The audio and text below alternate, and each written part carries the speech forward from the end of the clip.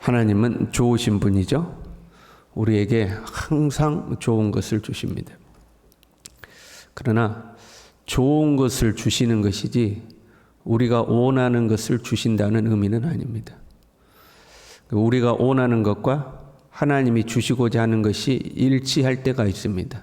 그러나 일치하지 않을 때도 있습니다. 그리고 또 한 가지, 하나님은 그냥 주시지는 않습니다. 받을 만한 사람, 감당할 만한 사람에게 주시는 거죠. 그래서 좋은 겁니다. 아무리 좋아 보이는 것도 감당할 수 없는 사람에게 주어지면 그는 좋은 것이 아니라 오히려 해가 되는 경우가 있습니다. 그래서 하나님은 받을 만한가 검증하실 때가 있는 거죠.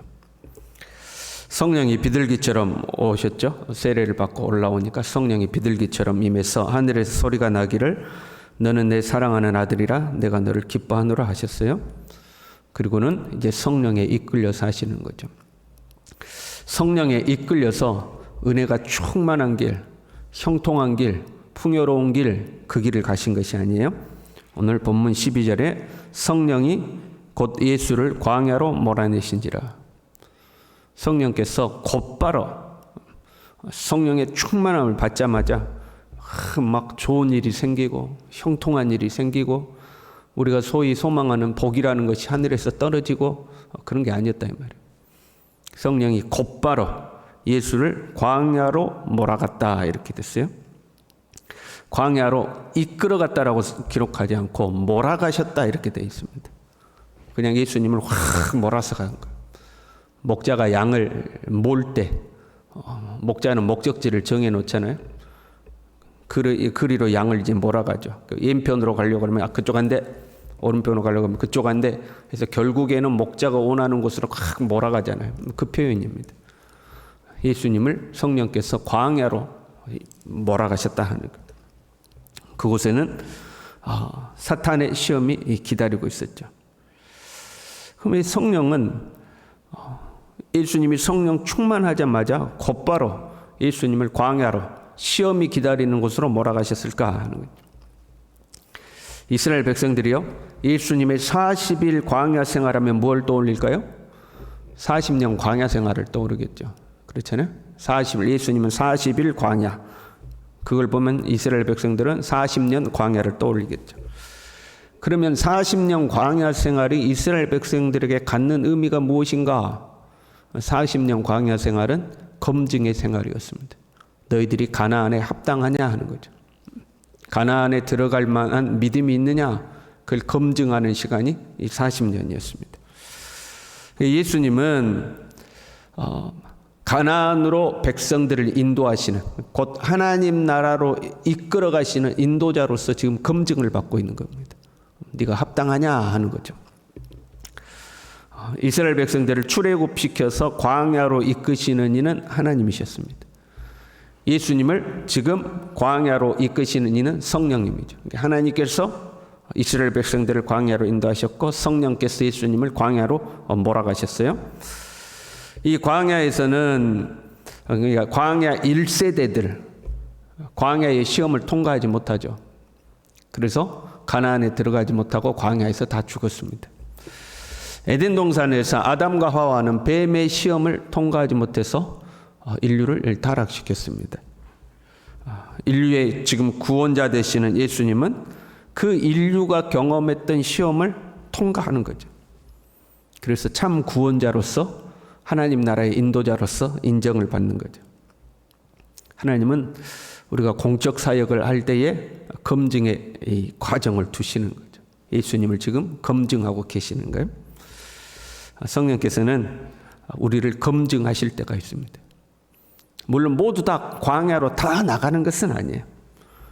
그리고 그 광야도 종류가 다릅니다. 바울의 광야가 다르고 이스라엘의 광야가 다르고 세례 요한의 광야가 각기 다르죠. 그러나 분명한 것은 하나님이 쓰시고자 하는 사람은 검증을 받는다는 거예요. 그거는 인간 세상도 마찬가지입니다. 여러분이 회사 사장님이에요. 근데 여러분 회사에서 직원을 뽑아요. 그러면 어떻게 해요? 검증하잖아요.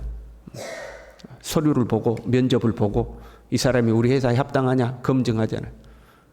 그 모든 분야에서 그렇습니다.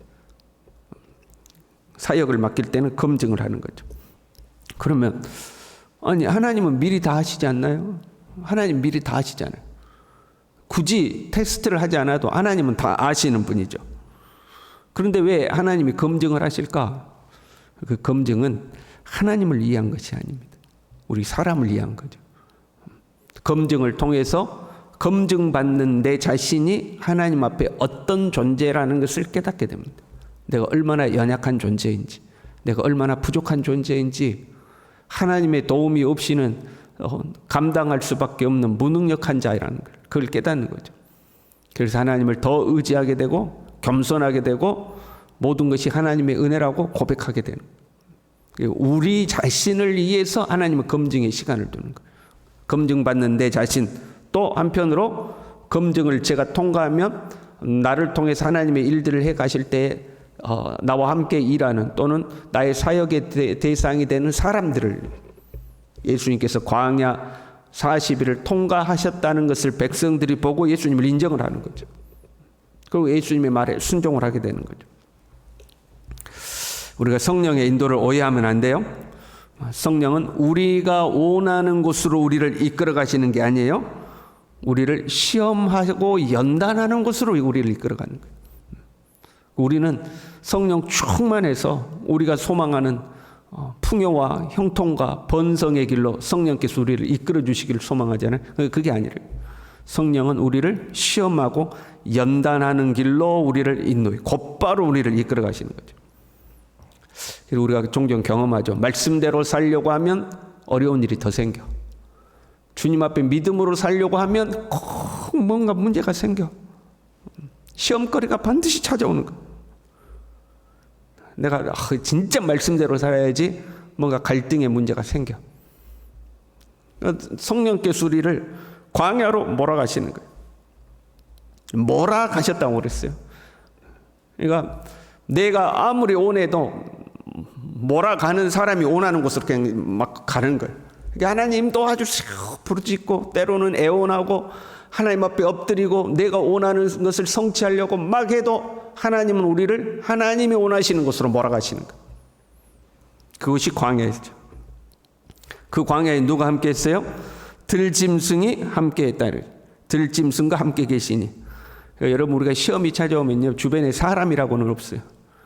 다 으르렁거리고 나 잡아먹으려고 하는 사람들만 있지 짐승 같은 사람만 있지 사람이라고는 그곳이 광야예요. 어디 기댈 것도 없고 따뜻하게 나를 보듬어 주는 것도 없고 그냥 날 것 그대로 존재하는 곳, 그곳으로 성령께서 이끌어 가시는 것. 다른 복음서에 의하면 그 광야에서 예수님이 금식도 하셨어요. 금식도 성령의 이끄심이죠. 보세요. 40일 금식을 통하여 능력이 임한 것이 아닙니다. 성령의 충만함을 언제 받았어요? 세례 받으시고 성령의 충만함을 받으셨어요.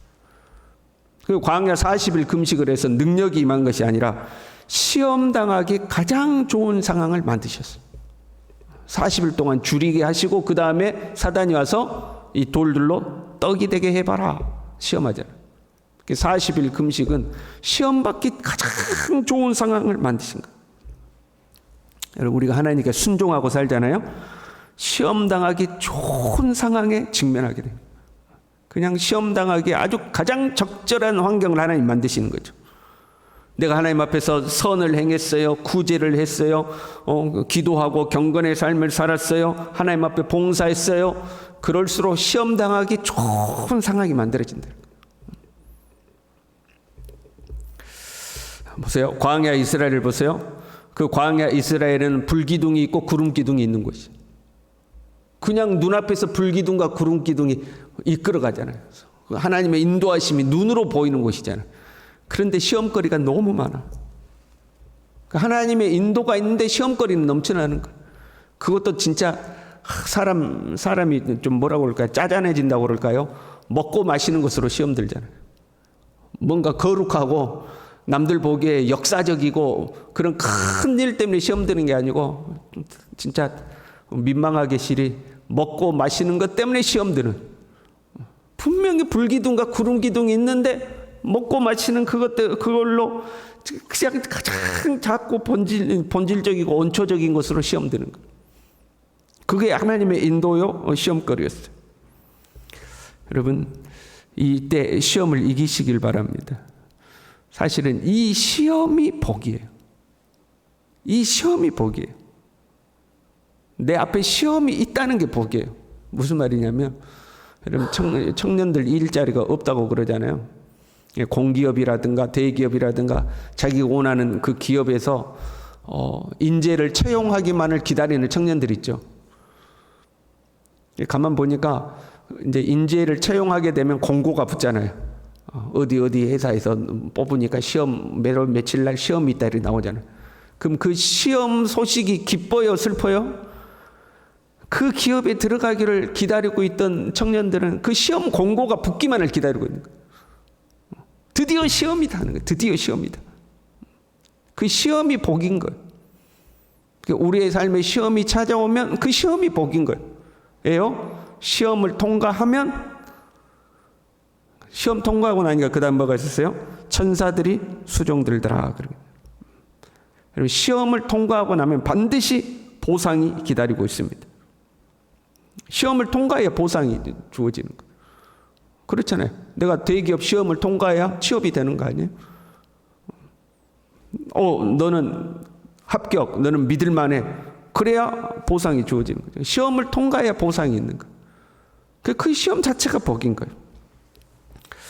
이 마가복음은 이 예수님의 시험 받는 장면을 아주 간략하게 두 절로 끝내고 있어요.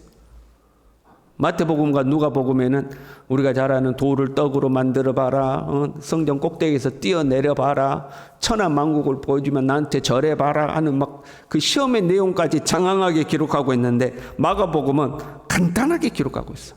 성령께서 광야로 몰아가셨다. 거기에서 40일 계셔서 사탄에게 시험 받았다. 그리고 천사들에게 수종 들었다. 간단하게 좀. 이 40일 광야는 예수님 검증받는 통과 의례거든요. 세례를 통하여서 위임식을 하신 거고, 영적으로 위임식이죠. 그리고 광야를 통해서 검증받는 거죠. 그 검증을 간단하게 기록한 거예요. 그러니까 예수님은 하나님의 아들 그리스도로서 이 시험을 통과하셨다. 이렇게 짤막하게 기록한 거죠. 마태와 누가는 그 시험의 내용이 무엇이었고 그 시험에 예수님은 정답을 무엇을 쓰셨고까지 다 기록했는데, 마가는 그 시험을 통과하셨다고 했어요. 왜요? 너무 당연하기에. 예수님이 통과한 것은 당연한 거야. 확신에 차서 당연히 시험은 통과하신 거야 하고 기록해 놓은 거예요. 여러분, 우리도 당연히 시험을 통과하는 사람이 되기를 바랍니다. 시험이 온다니까요. 성령께서 우리를 광야로 몰아가셔서 시험이 온다니까요. 그때 당연히 통과를 해요. 권투 선수가요, 이제 권투 운동을 해가지고 권투 선수가 됐어요. 처음으로 시합에 나갔어요. 그래가지고 처음 시합 나가서 치고받고 싸워가지고 이제 승리를 한 거야.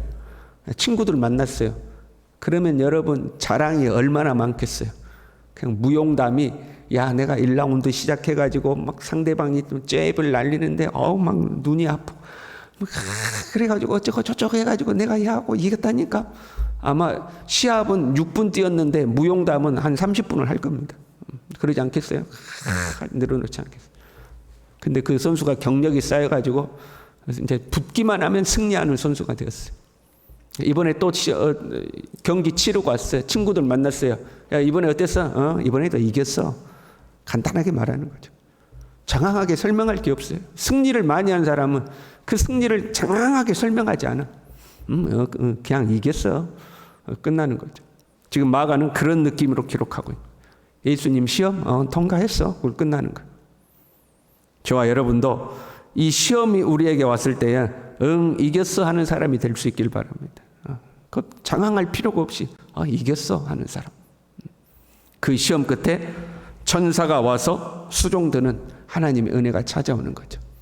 저와 여러분이 예수님처럼 시험을 이기는, 간단하게 이기는 하나님의 사람들 될 수 있기를 바랍니다. 기도하겠습니다. 하나님 아버지, 성령께서 우리를 이끄시어 광야로 몰아내시고 우리를 시험하시고 연단하실 때에 하나님 그 시험을 거뜬히 통과해내는 사람, 시험에 걸려 넘어지는 자가 아니요 예수 그리스도를 의지하여서 주님이 그러하셨던 것처럼 우리도 그렇게 시험을 넘어서는 하나님의 사람, 하나님이 사용하시고 하나님이 축복하시기에 합당한 사람들이 될 수 있도록 우리 모두를 붙드시고 인도하여 주시옵소서. 예수님의 이름으로 기도 올리옵나이다. 아멘.